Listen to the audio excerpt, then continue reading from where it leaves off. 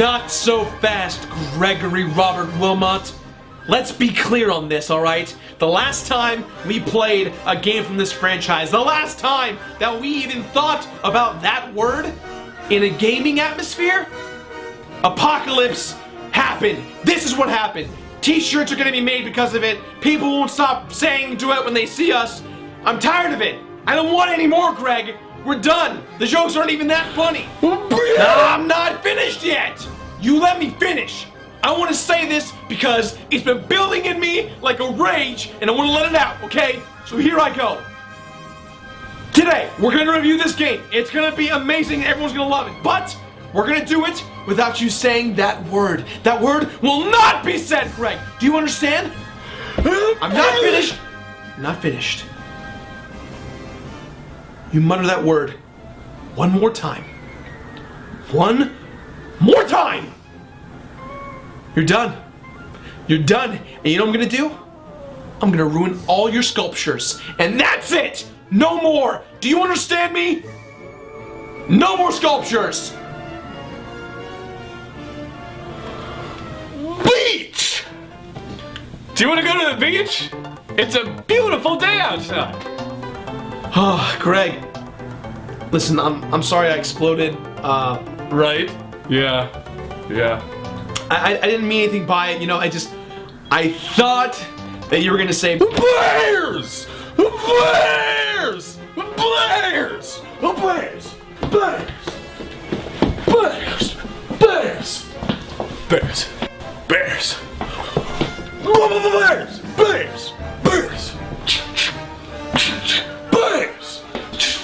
Bears!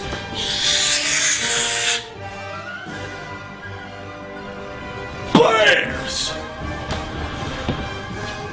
This is gonna be good. yes!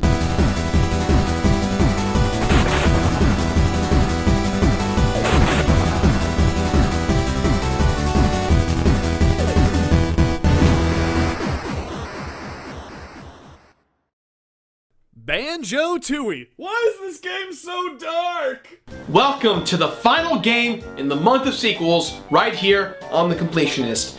You guys probably saw this coming from a mile away, but Banjo-Tooie, here we are, a year and a half later, finally reviewing this sequel. And the big important thing about this game is that I have never played Banjo-Tooie. So yes, this is literally a blind review, first impressions. Bears!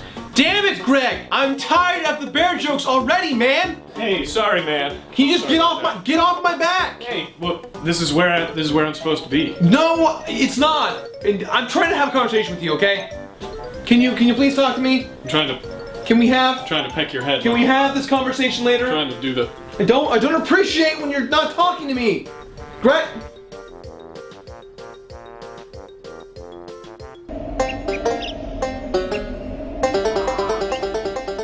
Banjo-Tooie. Not only is this one of the most anticipated game reviews from us here on the show, but I remember this being one of the most anticipated game sequels to ever come from an N64 game. The original gave us everything we wanted and then some. We craved more. But Batman! Bears! Bears! Bears everywhere! I am so happy! I'm so happy I can cry. Bear tears. Oh man, I'm really worried about this one, guys. I really feel like we're gonna go overboard with this whole bear jokes thing. In fact, it's not even bear jokes, it's just us saying the word bears. You know what? Before this gets out of hand, I'm going to nip it right in the bud. Greg, I forbid you from saying the word bears in this entire review. Are those bear tears? Don't rub it in, you laser clown.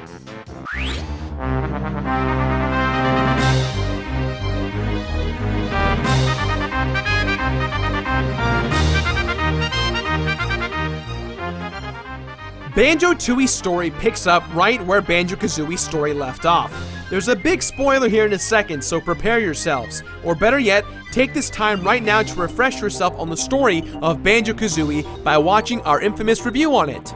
No! Okay, moving on. Alright, so the story begins with our heroes, Banjo and Kazooie, hanging out with Mumbo and Bottles, and they're all playing poker. And meanwhile, outside, there's an earthquake and a large drilling machine that breaks through the wall, right next to where Gruntilda was buried beneath a giant boulder from the first game. two witches emerge from the machine, and it turns out to be Gruntilda's sisters, Mingella and Blobelda. They release skeleton Gruntilda from her grave, and in a fit of rage, they then blast Banjo's house with deadly magic. Everyone escapes except for Bottles. Poor Bottles, you were far too young. I don't wanna wait around us till it's over. I want to know right now, what will it be?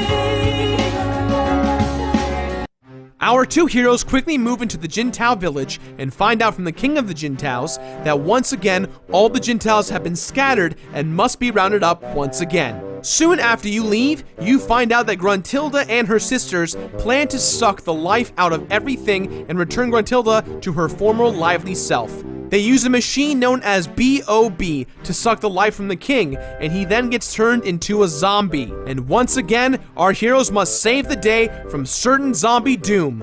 Looks like this should have been called Dead Polar Rising. Really? Polar? That's your way of getting around saying bears? You've posed me with a challenge, so I'm taking it. Now, I just have to say that this is an extremely depressing way to start a kid's game. Evil returns, a village has been torn apart, their king essentially murdered, and Bottles gets toasted within minutes of the game. And not to mention, when you go visit Bottles' family, his wife, his two kids, they have no idea what happened to him. He's been slain! This game constantly reminds you of the bad events that happened to Bottles. It just makes it have that much more of a darker feel.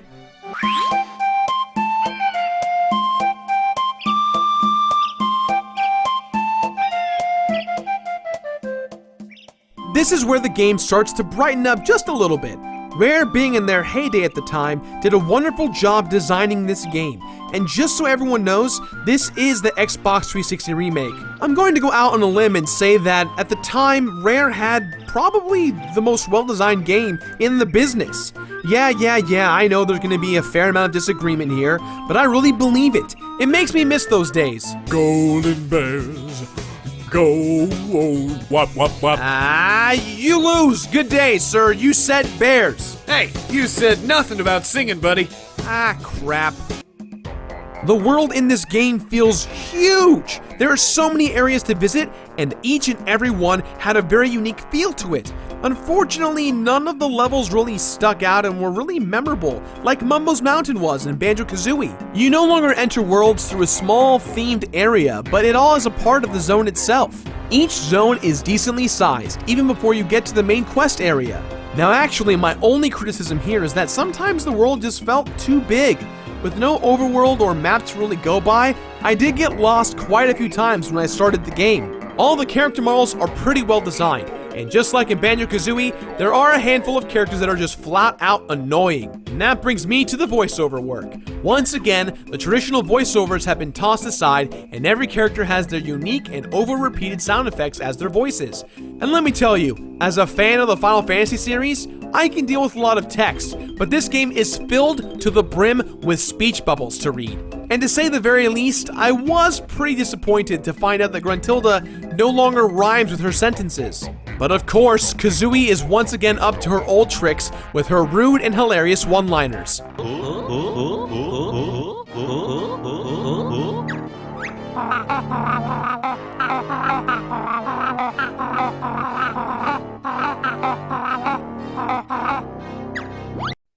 Another area that Rare really shines in is their musical composition.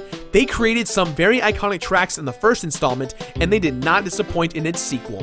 It is filled with tons of fun and catchy tracks that match the genre, feel, and even speed of the areas they're played in. Overall, Banjo-Tooie does a good job at sharpening up what Banjo-Kazooie had to offer.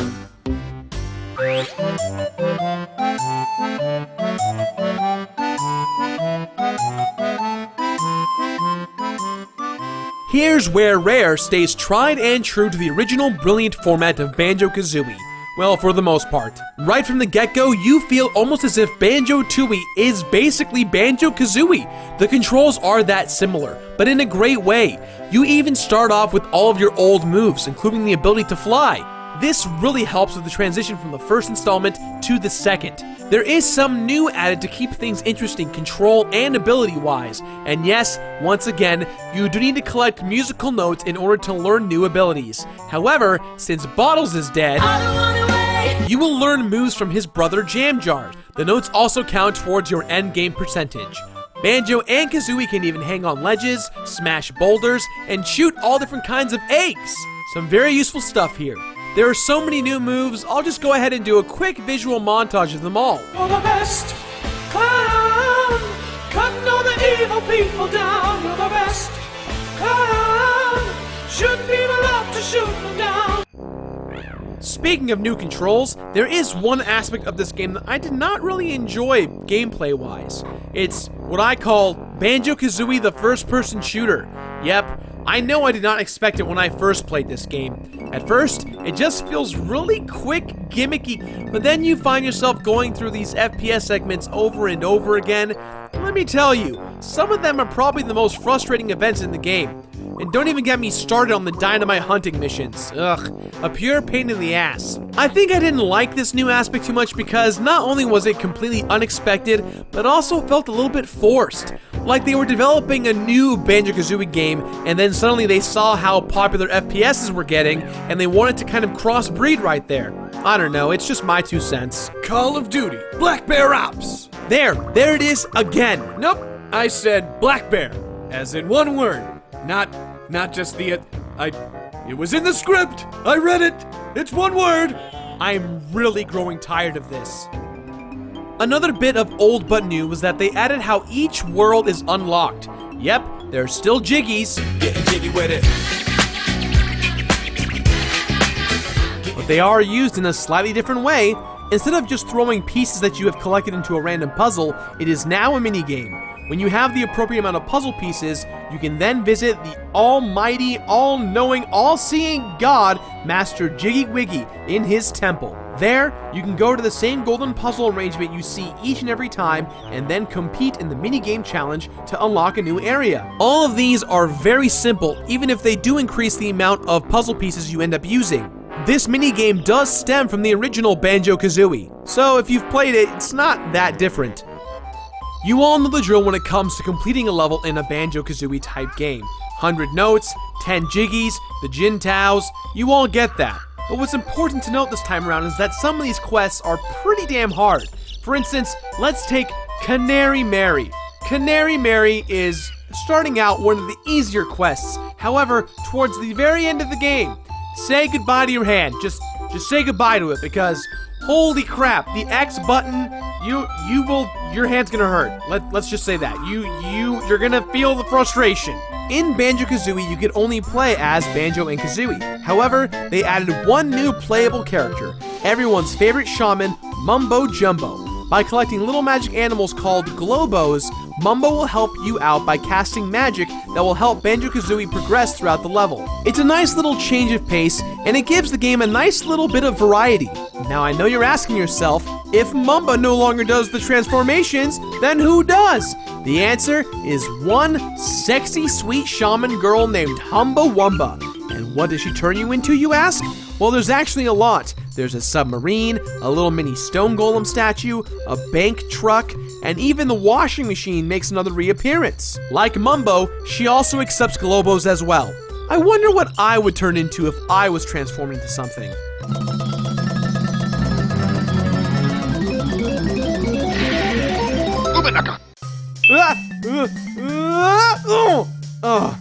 A shoe? Really? I'm a shoe? Wait, I'm a shoe. Greg, no. Greg, no. No!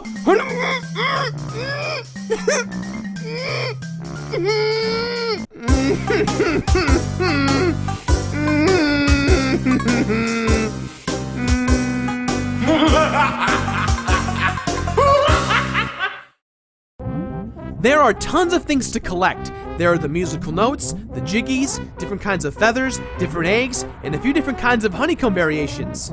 You can also collect empty honeycomb pieces and turn them into honeybee to raise your overall health meter. Cheeto, Gruntilda's secret spellbook from the first game, is also back, and he has all of his pages torn out. If you can find 5 pages, he will grant you a secret code that actually don't really break the game, but only help you more. Kazooie's different shoe power-ups are back too, with 2 new ones. The Springy Step shoes, which lets you jump really high, and the Claw Clamber boots, which lets you walk up very steep inclines.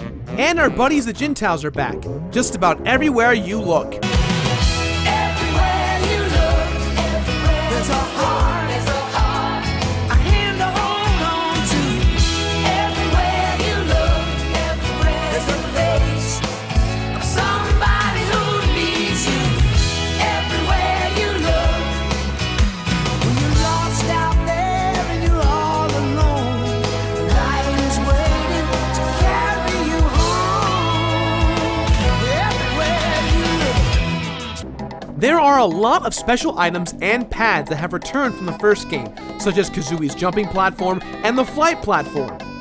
One of the new ones includes Mumbo's pad, where you can use Mumbo to conjure special magic to change the atmosphere or help others. There's also the split-up pads, where you can separate Banjo and Kazooie from one another.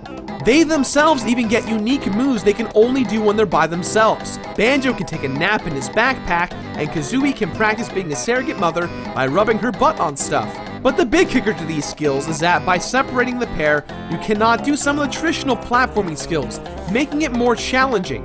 One thing that I've learned is that Banjo can really mess up some guys with his backpack. Man, look at him go! Srain! What the hell is that? Oh, I see what you did there, yes. It's bears backwards.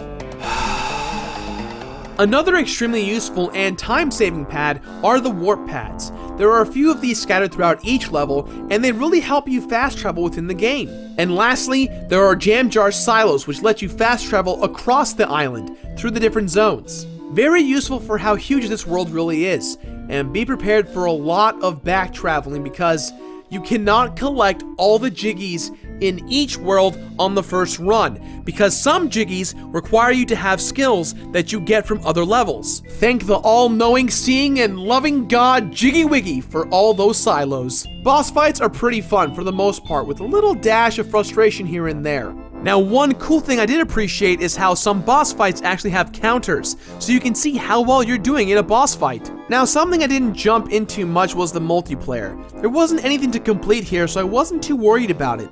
The games aren't the best, but they do provide a lot of fun if you've got some friends with you. I really appreciate that Rare was really trying to knock one out of the park, but some of it did seem a little bit overkill, and it does get more difficult and expansive as you go. While some levels were a blast to play, others Gruntilda Industries. were pretty damn difficult, drawing out the length a little too long for my tastes.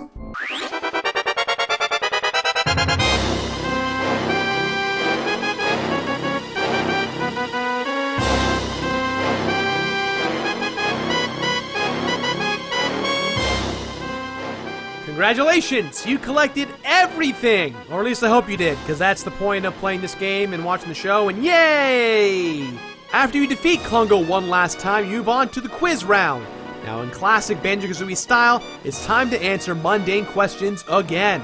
It isn't exactly a board game, but it is a quiz show. Now if you have been paying attention to most of the details throughout the game, you shouldn't have any trouble getting past this part and defeating Gruntilda's sisters. Boy, you're smarter than a koala. You're not even trying anymore, are you? Lay off me, this is difficult. After defeating Gruntilda's sisters, it's time to celebrate in the fact that you only have one thing left to do, and that's to fight Gruntilda. But of course, you have your little fun jokes of the game ending too soon and all that whatnot. It's pretty awesome. Bring back King Jintao, bring back bottles, and then have a party, of course. But Banjo-Kazooie aren't going to party yet. They've got to deal with one last thing. Gruntilda. This time around, she's in her evil drill machine called the Hag 1. This actually was one of the easier boss fights in the game, especially if you have the Cheeto pages. I mean, it just makes this fight kind of a joke, but enjoyable nonetheless.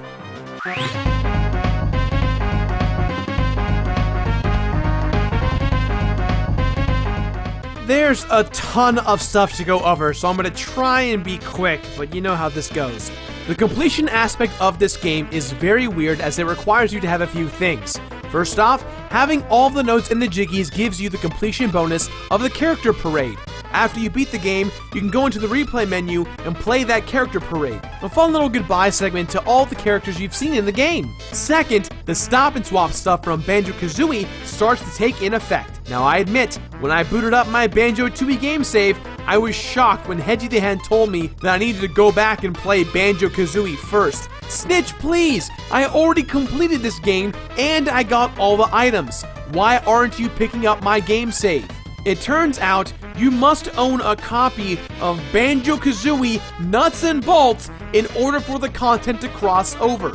Otherwise, it is locked within each game. I forked over $15 for a copy of Nuts and Bolts just so that my items would cross over from Banjo-Kazooie into Banjo-Tooie. Once crossover, go give Hedgie the 6 eggs you've collected. Hedgie will then sit and break open the 6 eggs. While I thought the eggs would simply give you something for Nuts and Bolts, they actually give you stuff for this game. You get a Banjo-Kazooie Xbox theme, a gamer profile picture, the cheat code for homing eggs, another skill in which you can use Kazooie as a bat. You can now play as the Jintown multiplayer. And you do get one item for Stop and Swap meant for Nuts and Bolts. So all in all, not that bad for completing stuff from Banjo-Kazooie. To add on to completion progression, you can also collect Nintendo 64 cartridges that are scattered throughout the overworlds.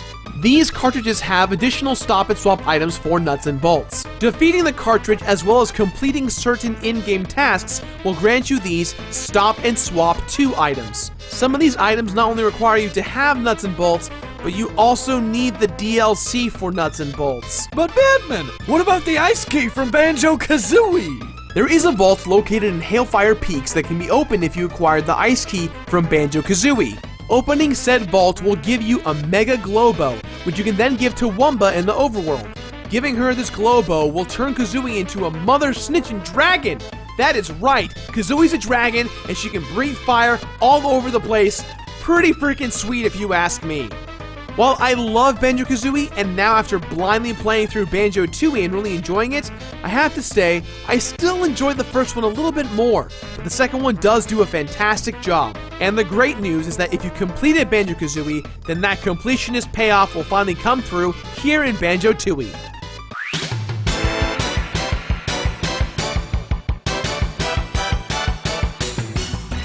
In the classic Rare style, this game is huge. There are so many things to collect and so many activities and events to complete. It can get really nerve-wracking and overwhelming. To be honest, it just felt like it was too much of a good thing. The upside of all this is that each level is so beautifully designed, sometimes you don't mind spending hours in each world. But sometimes the grind to get through it was a little untakeable. No, that's not the word. Unenjoyable. That's Unbearable! Unbearable! A bears! A berry! A bearston! A bear-erminator! Bear! Banjo and bear! I knew you couldn't take it. I regret nothing. Overall, I felt as happy as a teddy bear in the forest after playing through Banjo-Tooie. Yes, some of the levels were pretty grisly, but it's okay. After it was all said and done, I feel like I can hibernate for a while after going through a long and cold winter through some of these levels. I really pulled the honey out of this beehive. Man, I really want a Coke. Really? Really? Really? You get to bears! Feels good, don't it? I think we hit the bear joke quota. Banjo-Tooie is one of the first sequels I've ever played that demonstrates how amazing the first game is and improves drastically on the second while creating a better feel to it. The levels are a lot longer and a lot more difficult. The overall theme of the game is a lot darker, which for kids may be a little weird, but for me as an adult, I personally loved it. And the best part is that it felt like a brand new game, even though we had gone through so much in the first game. But completion-wise, I still don't see a real big payoff for it, so with that in mind, guys, this game gets my completionist rating of... Finna bears! Bears it. I'm a bird. I forget you're in my back all the time. I can't... Can we... That's all the time we have today, guys, so please, as always, leave your positive and negative comments in the box below. Don't forget to face Twit Tamblegram, follow us on Twitch, because we do live stream all the time, and don't forget to leave your game suggestions for the future of the show. Finally, the month of sequels is over. I can move on. No more bear jokes, no more Catherine. I'm ready for March. I'm so ready for March. I feel like playing a game that might take me back a few years. Not too far back, but long enough to enjoy it. Something that is a new take on a franchise we already know. Something that I haven't reviewed on the show. Now if you excuse me.